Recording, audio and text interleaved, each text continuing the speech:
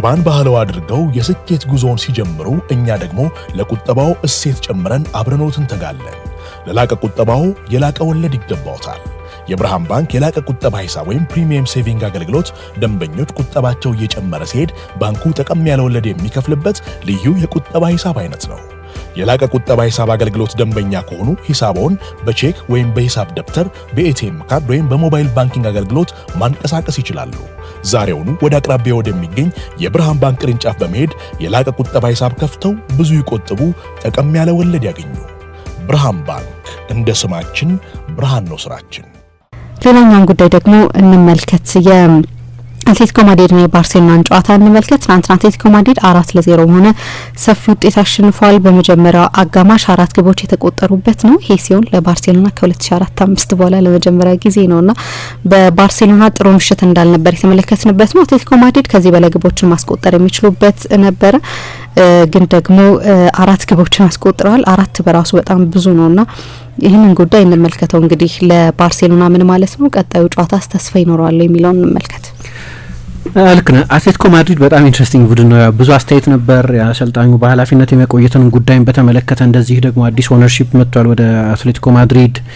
ባለፈው ጥር በተደረጉ የተጫዋቾች ዝውውሮች ላይ አማካይ አልተገዛልኝም የሚል ኩርፊያ ነበረው። እንደ አደሜሎ ሉክማን አይነት በጣም ጥሩ ተጫዋች ያመጡም ቢሆን ግን አንዳንድ ጨዋታዎች ላይ ካየሽው አትሌቲኮ ማድሪድን ለምሳሌ ሪያል ማድሪድን 5-2 ሲያሸንፍ፣ ባለፈው በኮፓ ዴል ሬ ከሜዳ ውጪ በቤኒቶ ቪያማሪን ሪያል ቤቲስን 5 ጎል አስቆጥሮ ሲያሸንፍ፣ ትላንትና ባርሴሎናን 4 ጎል አስቆጥሮ ከእንደዚህ አይነት የማጥቃት እግር ኳስ ጋር ሲረታ ስታይ ትንሽ አሰልጣኙ ሉዝ ቢሆን ምን አይነት ቡድን መሆን እንደሚችል የሚያሳየን በጣም ጥሩ የማጥቃት ተጫዋቾች አሉ። ትላንትና አሁን 4 የማጥቃት ተጫዋቾችን ነው አሰልጣኝ ዲየጎ ሲሞኔ አንድ ላይ ያሰለፈው። አንቷን ግሪዝማንን፣ ሁሊያን አልቫሬዝን፣ ጁሊያኖ ሲሞኔን፣ አዴሞላ ሉክማንን አንድ ላይ ነው ሜዳ ውስጥ ያስገባቸው እና የሚገርም አጋማሽ ነበር። እንግዲህ በአትሌቲኮ ማድሪድ አዲሱ ስቴዲየም ልበለው ዋንዳ ሜትሮፖሊታኖ ነው። በዚህ ስቴዲየም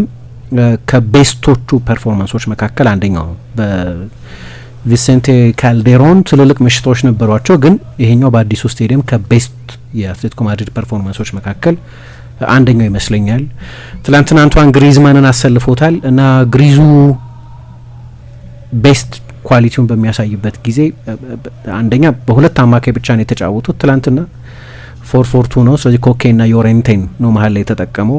ባሪዮስ ባለመኖሩ ምክንያት ዮሬንቴ ወደ መሀል ገብቷል። ኮኬም ጀምሯል ጨዋታውን፣ ግን በቁጥር መሀል ላይ ብልጫ እንዳይወሰድባቸው ወደ ኋላ ይመልሳል። የሁለት ተጫዋቾች ተግባር የሚፈጽም ምንድነው ሃይብሪድ ሚና የሚጫወት አይነት ተጫዋች ነው የነበረው። ለባርሰሎና በጣም መጥፎ ምሽት ነበር፣ ለአትሌቲኮ ማድሪድ በጣም አስደናቂ ምሽት ነበር። በባርሳ በኩል ፔድሪ አልነበረም፣ ራፊኛ አልነበረም፣ ራሽፎርድም አልነበረም። ስለዚህ ያልነበሩ አንዳንድ ተጫዋቾች ነበሩ፣ ግን ከዚህ በፊት ሌሎች ቡድኖች ላይ የሚያደርጉት ነገር ነው የተደገመባቸው። ባርሰሎና ብዙ ጨዋታዎች ላይ ባላጋራ ቡድኖች ላይ 4 ጎል 5 ጎል ማስቆጠሩ የተለመደ ነው። ትላንትና እንደዚህ ሆኖበታል። አትሌቲኮ ማድሪድ ጨዋታውን የጀመረበት አንዳንድ የኮምቢኔሽን አጨዋወቶቹ፣ ፍጥነቱ የባርሰሎና ለዚህ የሚመች እንግዳ የሆነ ሃይላይን ስቴዲየም ውስጥ የነበረው አትሞስፌር፣ ገና ጨዋታው ከተጀመረበት ጊዜ ጀምሮ የነበሩት ታክሎች ጁሊያኖ ባልዴ ላይ፣ ዮሬንቴ ፌርሚን ላይ፣ ካሳዶ ኮኬ ላይ የወረዳቸው ፋውሎች ነበሩ እና ያ ደግሞ ስቴዲየሙን ገና ጨዋታው ከተጀመረበት ጊዜ ጀምሮ እንዲጋጋል አድርጎት ነበር። በጣም የተሟሟቀ ጨዋታ ነው የነበረው። ከዛ ላሚን ሮጀሪን ኳስ አለፈውና ድሪብል አድርጎ አንድ ጎል ወደ ጎል ሞከር። ጎሎቹ ከመቆጠራቸው በፊት ራሱ በጣም ኢንትረስቲንግ ጨዋታ ሊሆን እንደሚችል የመጀመሪያዎቹ ጨዋታዎች ሁኔታ ያሳያል። ከዛ አትሌቲኮ ማድሪድ በጣም ፕሮአክቲቭ ነበር። ብዙ ጊዜ ከባርሰሎና ጋር ባርሰሎና ኤሊት የፖሴሽን ቡድን በመሆኑ ምክንያት በሎ ብሎክ በዲፕ 4-4-2 ከዛ በመልሶ ማጥቃት ለመጫወት ነበር ይሞክር የነበረው። ትላንትና ግን ለቀቅ ያለ የማጥቃት እግር ኳስ እንዲያውም ፕሬስ የማድረግ እንዲያውም የመጀመሪያው ጎል የፕሬሲንግ ውጤት ሳይሆን አይቀርም። ምክንያቱም ኤሪክ ጋርሲያ ፕሬሸር ውስጥ ነበር። ለዡዋን ጋርሲያ ለግብ ጠባቂው ሰጠው። አንዳንድ ቪዲዮዎችን ካየሽ ኳሱ ልክ እኛ ሀገር እንዳሉ ሜዳዎች ያነጥራል፣ ኮንትሮል ለማድረግ ያስቸግራል። ስለዚህ ራሱ ባውንስ እያደረገ ነው ግብ ጠባቂው ጋር የመጣው እና አመለጠው። እኔ በቂ ትኩረት ቢኖረው ባውንስ እያደረገም ቢሆን ኳሱን ኮንትሮል ማድረግ ይችል የነበረ ይመስለኛል እና በኋላ አመለጠው፣ ሊደርስበት አልቻለም። እሱም ማርክ ካሳዶን ኳሱን ከጎሉ መስመር ክሊር ለማድረግ ሞከሩ። መጀመሪያውኑ አርቢትሩ እንዴት እጃቸው ላይ ያለው ሰዓት ቫይብሬት እንዳላደረገ አላቅም፣ ግን እርግጠኛ ለመሆን አዴሞላ ሉክማን አስቆጥሮታል። ለነገሩ መስመር ባያልፍም ኖሮ አትሌቲኮ ማድሪድ ያንን ጎል ማስቆጠሩ አይቆርም ነበር እና ከዛ በኋላ ነው ይሄ ኦንስላውት የጀመረው። ይሄ ከፍተኛ ውርጅብኝ ባርሴሎና ላይ መድረስ የጀመረው ከዚያ በኋላ ነው። አንድ ረጅም ኳስ ግብ ጠባቂው ጆዋን ሙሶ ከወሰዳቸው ትልልቅ ሪስኮች መካከል አንዱ ሙሶ ነው ማስጀመሩ ነው። ምክንያቱም ሙሶ በዚህ ውድድር ዘመን 4-4 በኮፓ ዴል ሬ ሁለቱ ቡድኖች እንደዚሁ በተገናኙ ጊዜ አስታውሳለሁ። የደርሶ መልስ የግማሽ ፍጻሜ ጨዋታ በዚሁ ተመሳሳይ ምዕራፍ እንደዚሁ የማይረሳ ጨዋታ ነበር። መጀመሪያ ባርሴሎና 2-0 መምራት ጀመረ። አትሌቲኮ ማድሪድ 4 ጎል አስቆጠረ። 4-2 መምራት ጀመረ። ባርሴሎና 4 ጎል አስቆጠረ፣ 4-0 መምራት ጀመረ። በኋላ አትሌቲኮ ማድሪድ በመጨረሻዎቹ ደቂቃዎች ላይ ደግሞ ጎሎች አስቆጠረና 4-4 አለቀ። በካምፕ ነው። የመልሱ ጨዋታ በአትሌቲኮ ማድሪድ ሜዳ ነበር እና ባርሴሎና 1-0 አሸንፎ ፋይናል ደረሰ እና እዛ ጨዋታ ላይ በተለይ የመጀመሪያው ጨዋታ ላይ ትልልቅ ስህተቶች ሰርቶ ነበር ጆዋን ሙሶ።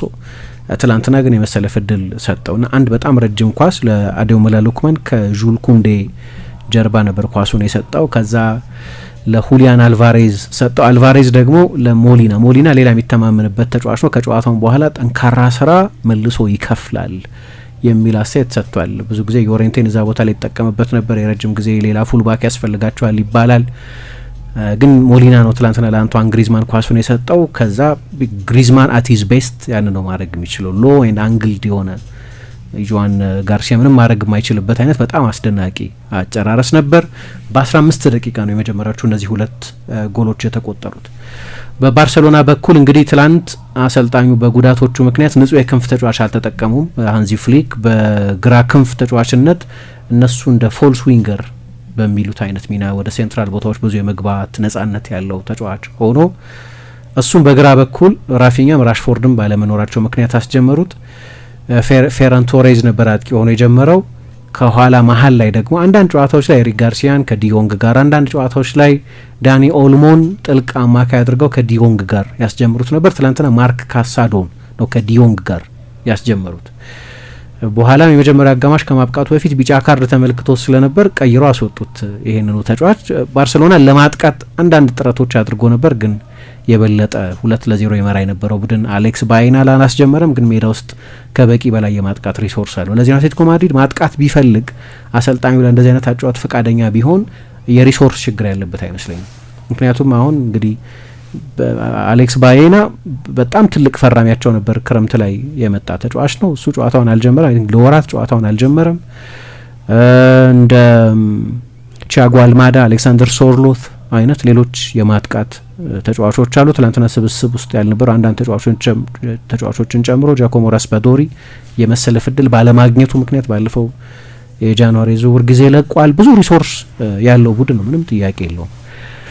ከዛ ከካሳዶ መውጣት በኋላ ግን አሰልጣኝ ሃንዚ ፍሊክ ያደረጉት ውሳኔ ሌቫንዶቭስኪን ማስገባት ነው። ሌላ አማካይ ማስገባት፣ ማርክ ቤርናልን ማስገባት አልነበረም። የበለጠ የማጥቃት ለውጥ ለማድረግ ነበር የሞከሩት። ሁለቱ አጋማሽ ላይ ለባርሴሎና በጣም የተሻሻለ አጋማሽ ነው። ምናልባት ያ የ6 ደቂቃ ከ23 ነው ከ33 ሰከንድ የወሰደ የቪአር ውሳኔ ያ ጎል ተቆጥሮ ቢሆን ኖሮ የባርሴሎና 4-1 ቢያልቅ ኖሮ አይ ቲንክ ባርሴሎና ትልቅ እድል ይኖረው ነው። ባርሴሎና አትሌቲኮ ማድሪድ 4 ጎል ካስቆጠረ አለ ኤሪክ ጋርሲያ እኛ 4 ጎል እናስቆጥራለን እናውቃለን እሱን ማድረግ እንደምንችል ብሏል። ኦፍ ኮርስ ባርሴሎና 4 ጎል ማስቆጠር ይችላል፣ ምንም እሱን አልጠራጠርም። ብዙ ጊዜ አድርጎታል ይሄንን። ትልቁ ጥያቄ ግን አትሌቲኮ ማድሪድ እዛን ጎል ማስቆጠር ይችላል። ትልቁ ለውጥ የባርሴሎና 4 ጎል ማስቆጠር ብቻ በቂ አይደለም። የጎል ልዩነቱ በጣም ሰፊ ነው። ግን 4-2 ሆኖ ቢሆን የጎል ልዩነቱ ጠበው ቢሆን ከምባክ አሁንም አይቻልም አልልም። በእግር ኳስ አይቻቃለሁ ባርሴሎና 4-0 ውጤትን ሲቀለብስ በፓሪስ ሳን ጀርማን ላይ። ግን የመጀመሪያ አጋማሽ ሌሎች ተጨማሪ ጎሎች አዴሞላ ሉክማን ግሩም ፈራሚ ነው። ከመጣበት ጊዜ ጀምሮ በየጨዋታው ጎል እያስቆጠረ ነው። ሁሊያን አልቫሬዝ ደግሞ ረጅም ጊዜ ጎል አላስቆጠረም። በጣም ትልቅ አጀንዳ ነበር የሁሊያን አልቫሬዝ የሰሞኑ ፎርም። ለመጨረሻ ጊዜ ጎል ካስቆጠረ ከ2 ወር በላይ ሆኖታል። ባለፉት 11 ጨዋታዎች ጎል አላስቆጠረም። 64 ቀን ማለት ነው። 739 ደቂቃዎች ጎል አላስቆጠረም። በኦፕን ፕሌይ በተለይ ጎል ካስቆጠረ ከ4 ወር በኋላ ነው ትላንትና ጎል ያስቆጠረው። በክፍት ጨዋታ በቅጣት ምት በፍጹም ቅጣት ምት ጎሎች አስቆጥሯል። በክፍት ጨዋታ ግን ጎል ካስቆጠረ ረጅም ጊዜ ሆኖት ነበር። ስለዚህ ሁለቱም ተጫዋቾች በተለየ የሁለቱም አጨራረስ አስደናቂ ነው፣ ግን የሁሊያን አልቫሬዝ ጎል በተለይ በጣም የሚደንቅ ነበር። ግን ከካሳዶ መውጣት በኋላ አሰልጣኝ ሃንዚ ፍሊክ ፌራንን ወደ ግራ ወሰዱት፣ ዳኒ ኦልሞን ወደ መሀል አመጡት፣ ሌቫንዶቭስኪን 9 ያደረጉት። የሁለቱ አጋማሽ ይሻል ነበር ከሁለቱ ሀፎች። የመጀመሪያ አጋማሽ ዲዛስተር። ራሳቸው ሃንዚ ፍሊክ በባየርን በነበሩበት ጊዜ ባርሴሎና ላይ 4 ጎል አስቆጥረው ያውቃሉ በአንድ አጋማሽ። 8-2 ያለቀው የቻምፒየንስ ሊግ ጨዋታ ማለት ነው። ሜሲ ምናምን የነበሩበት ባርሴሎና ላይ ኪኪ ሴቲየን ነበሩ አሰልጣኝ የነበሩት። ያ አይነት ሁኔታ ነው አሁን እሳቸው የባርሴሎና አሰልጣኝ ሆነው በተጋጣሚ ቡድን የደረሰባቸው። ሁለተኛ አጋማሽም ግን ተሻሻሉ እንኳ ብለን አንድ ኦን ታርጌት ብቻ እኔ ሞከሩት። ያ ጎል ቢቆጠር ልዩነት ሊያመጣ ይችል ነበር። እንዳልኩት ረጅም የቪአር ውሳኔ ነው። ምን ይፈልጉ እንደነበረ ማላቅም፣ ግን ያንን የባርሴሎናን በሊዝበን የተሸነፉበትን ሊዝበን ፖርቱጋል ላይ ነበር ጨዋታ ይደረገ የነበረው፣ እሱን የሚያስታውስ አይነት ነበር። ምንም አይነት ታክቲካዊ መልስ መስጠት አልቻሉም።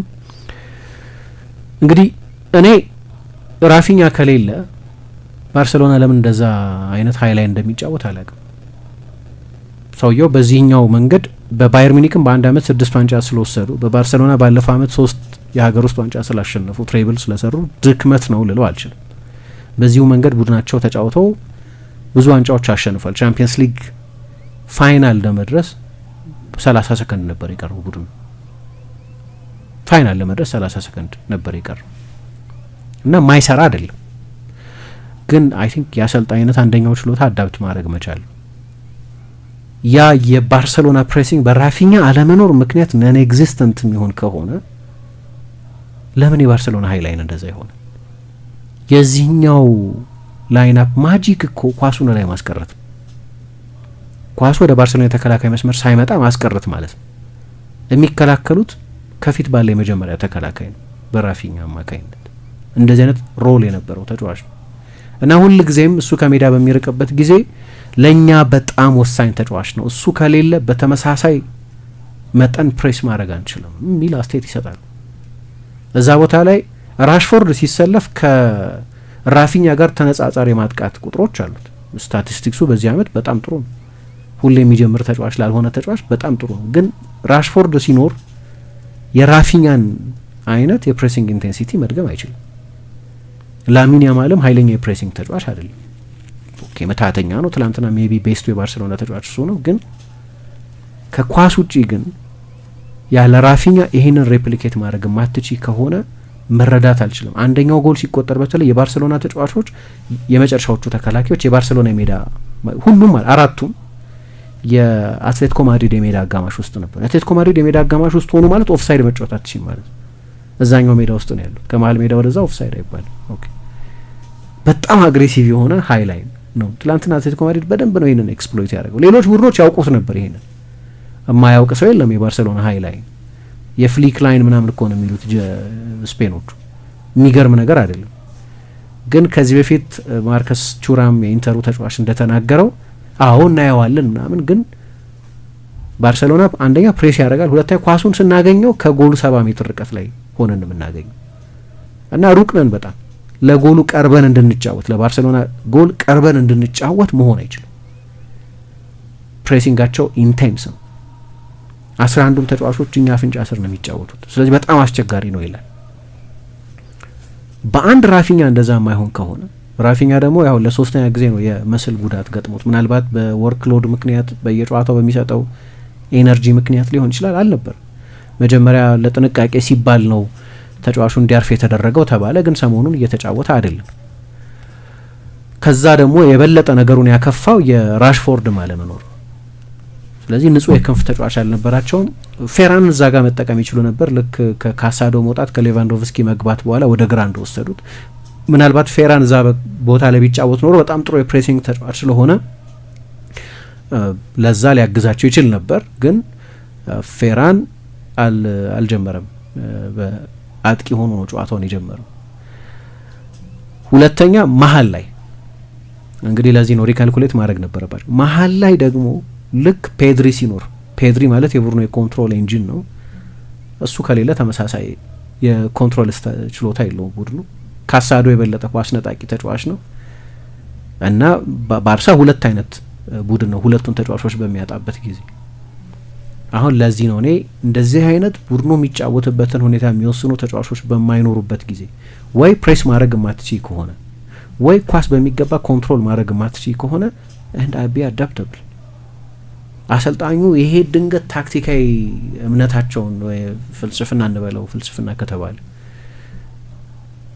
በሃይላይን መጫወት ፍልስፍና ይመስለኝ አንድ መንገድ ነው ግን ትንሽ ወደ ኋላ መሳብ ያስፈልግሻል ደግሞ ራሳቸው ኢኒጎ ማርቲኔዝ ሲለቅ ተናግረውታል ተመሳሳይ አንቲሲፔሽን የለም ተመሳሳይ ሊደርሺፕ የለም ከኋላ የኢኒጎ ማርቲኔዝን መልቀቅ ተከትሎ ባርሴሎና ባለበት የፋይናንስ ሁኔታ ተጫዋች አላመጣ ይሄም ይታወቃል አንዳንድ ጌሞች ላይ እንደዚህ ይሆናል የሲስተም ኢረር አለበት ባልኩት ምክንያት ከዛ ደግሞ ኢንዲቪጁዋል ብለንደር የግል የተናጠል ተጫዋቾችም ስህተቶች ነበር የመጀመሪያው ጎል ስጦታ ነው ሜዳው አንድ መጠነኛ ሰበብ ሆኖ ሊቀርብ ይችላል ለምንድነው ሜዳው ሰሞኑን ሲወራ ነበር ፕሬስ ኮንፈረንሱ ላይ ቀድሞ ተነግሯል ሜትሮፖሊታኖ ጥሩ አይደለም ፒቹ ተብሎ ተወርቷል ኳስ ያነጥራል ተብሏል ኦኬ ግን በቂ ሰበብ ሆኖ መቅረብ የሚችል ለነገሩ ባክፓስ ወደ ጎል ማድረግ ያለብሽ አይመስለኝም እኔ እንደ ህግ ጋሪ ኔቭል አንድ ጊዜ ራሱ ላይ እንደዚህ ያስቆጠ የጋሪ ኔቭል ኦን ጎል ተባለ በእርግጥ ግን ጋሪ ኔቭል ዛግሬብ ላይ ከክሮኤሺያ ጋር የተጫወቱ ጊዜ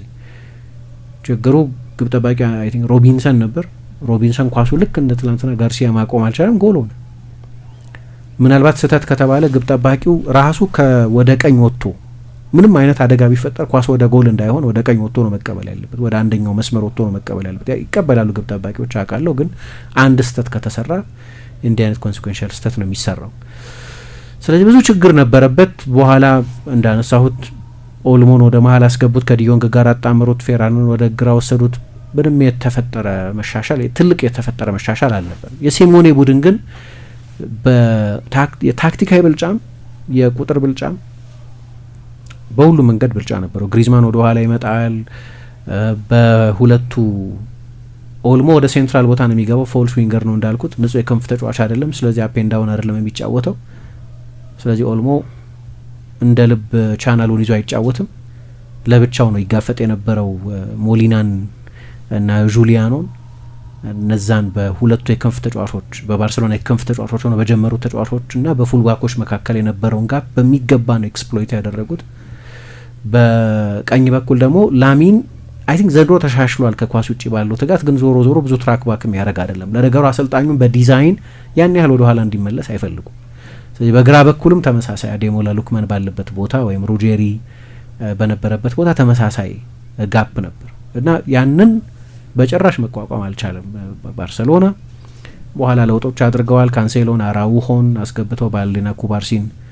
አስወጥተው አንዳንድ ለውጦች ለማድረግ ሞክረዋል ግን ፍጹም ሊቋቋሙት የሚችሉት አልነበረም ዲየጎ ሲሞኔ ህይወት ኤነርጂ ነው እና ዛሬ ስቴዲየም ውስጥ ያንን ኤነርጂ ኤክስፒሪየንስ አድርገናል ብሏል እና የነበረው ደስታ ሶስተኛው አራተኛው ጎል ሲቆጠር የነበረው ስሜት በሃንዚ ፍሊክ በኩል ብዙ ጊዜ ቴክኒካል ቦታቸው ላይ ቆመው ነው ጨዋታ የሚያዩት ግን ከመቀመጫቸው አልተነሱም ግን ትላንት ለወሰደው ሪስክ የበለጠ ማድነቅ ያለብን ይመስለኛል አራት የማጥቃት ተጫዋቾችን ጁሊያኖና ሉክማንን ክንፍ ላይ ግሪዝማንና ሁሊያን አልቫሬዝን ሴንትራል ቦታዎች ላይ ተጠቅሞ የሚያስደንቅ በአራት አጥቂዎቹ 3 ክሊኒካል ጎሎች ያስቆጠረበት ማርኮስ ዮሬንቴ አይ ቲንክ ቤስት ቦታው መሀል ላይ ነው ሪያል ማድሪድ ውስጥም ሲያደግ መሀል ላይ ነበር ይጫወት የነበረው ሰርቪሰብል ብዙ ቦታ መጫወት የሚችል ተጫዋች መሆኑን እረዳለሁ ግን ቤስት ፐርፎርማንሱን የሚያሳየው እዛ ቦታ ላይ ነው እንግዲህ በአካል ደክሟል ብዙ አይሮጥም የሚባለው ኮኬም ድንቅ ነበር በጣም የተሟላ ፐርፎርማንስ ነበር ለባርሴሎና ግን አይመስለኝም የሁለተኛው ጨዋታ ማርች 3 ነው የሚደረገው የመልስ ጨዋታ ይሄን መቀልበስ የሚችሉ አይመስለኝም በጣም ሰፊ ነው 4-0 4 ጎል ማስቆጠር ይችላል ግን ይሄ ተከላካይ መስመር ጎል አይቆጠርበት ማለት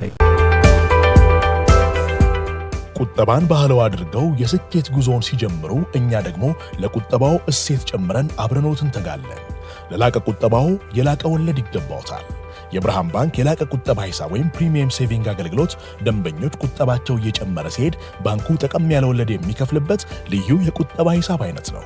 የላቀ ቁጠባ ሂሳብ አገልግሎት ደንበኛ ከሆኑ ሂሳቦን በቼክ ወይም በሂሳብ ደብተር በኤቲኤም ካርድ ወይም በሞባይል ባንኪንግ አገልግሎት ማንቀሳቀስ ይችላሉ። ዛሬውኑ ወደ አቅራቢያው ወደሚገኝ የብርሃን ባንክ ቅርንጫፍ በመሄድ የላቀ ቁጠባ ሂሳብ ከፍተው ብዙ ይቆጥቡ፣ ጠቀም ያለ ወለድ ያገኙ። ብርሃን ባንክ እንደ ስማችን ብርሃን ነው ስራችን።